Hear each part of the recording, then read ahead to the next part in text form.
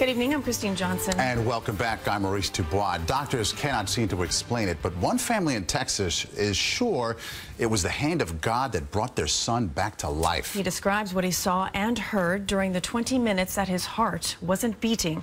CBS 2's Weijia Jiang has a story. Zach Clements is a strong teenager. He's a high school football player in Brownwood, Texas, and obviously he's got a sense of humor.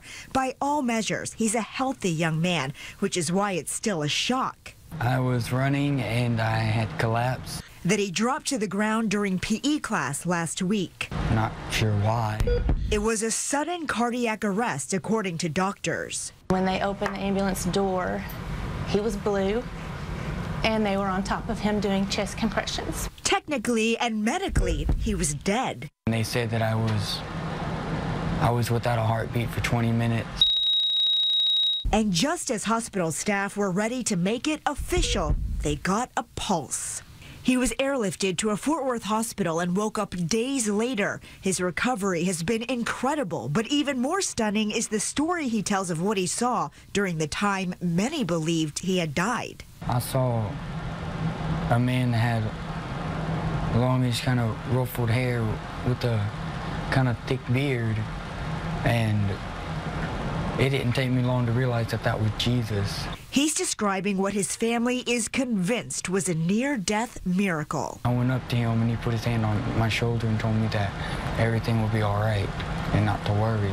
I was just calm and just at peace. For him to wake up and tell us something that he experienced like that, it's just, I mean, you can't explain it.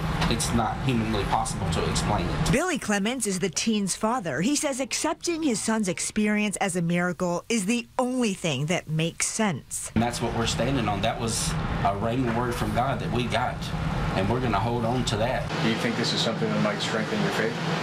It is.